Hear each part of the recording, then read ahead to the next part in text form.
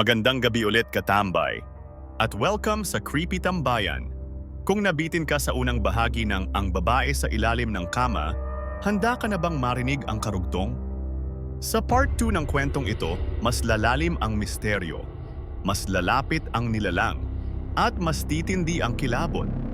Kaya bago natin buksan muli ang pinto ng kwento, i-like mo na ang video, i-share sa mga kapwa mong matapang, at huwag kalimutang mag-subscribe para lagi kang updated sa mga bagong kwento ng lagim dito sa Creepy Tambayan.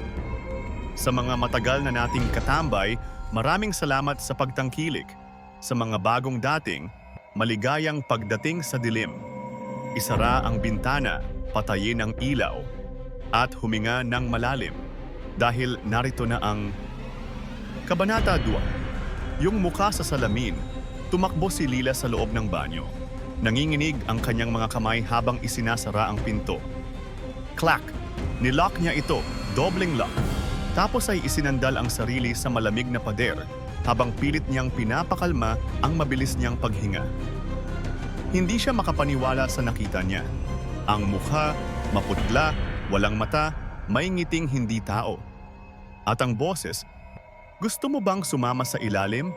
Parang paulit-ulit na bumubulong sa utak niya. Hindi siya tulog. Totoo yon. Bigla niyang naalala ang cellphone. Hinanap niya sa bulsa ng pajama pero wala. Naibagsak niya sa kama kanina. Nandoon pa rin, kasama nito. Nag-angat siya ng tingin. Nasa harap niya ang salamin ng banyo.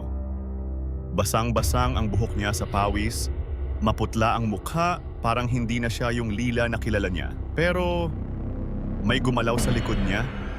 Dahan-dahan siyang lumingon. Wala. Pero sa salamin, may aninong dumaan.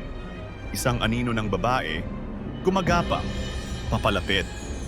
Napaatras siya sa takot. Napasigaw siya, pero walang boses na lumalabas. Para siyang sinakal ng sariling kaba. Pinunasan niya ang salamin, baka may hamog lang. Pero nang lumiwanag ito, may sulat. May mga daliring nagsulat sa singaw ng salamin. 3 salita lang. Huwag kang lumabas. Napaatras si Lila, napaupo sa sahig. Nanginginig. Hindi na niya alam kung saan siya ligtas. Maya-maya, may kumatok sa pinto. Tog, tog, tog. 3 mabibigat na katok. Hindi marahas. Hindi rin mabilis. Pero mabigat, parang galit. Parang hindi tao. Lila, buksan mo to. Andito lang ako. Boses iyon ng babae, mababa. Mahaba ang bitaw ng bawat pantig. Parang nahihirapan pero pilit na ngumiti. Hindi siya gumalaw. Tumigil ang katok, tahimik. Tumingin siya sa ilalim ng pinto, maling desisyon. May isang mata ang nakasilip mula sa ilalim. Walang puti, itim lang, nakatitig, at ngumiti. At dyan muna nagtatapos ang ating kwento ngayong gabi, katambay. Kung kinilabutan ka, i-like mo na ang video, i-share sa kapwa mong matapang, at huwag kalimutang mag-subscribe para di mo ma-miss ang mga susunod pang kwento ng kilabot. Dahil sa part 3, ang huling kabanata ng Babae sa Ilalim ng Kama, matutuklasan na ang tunay na lihim ng nilalang sa dilim.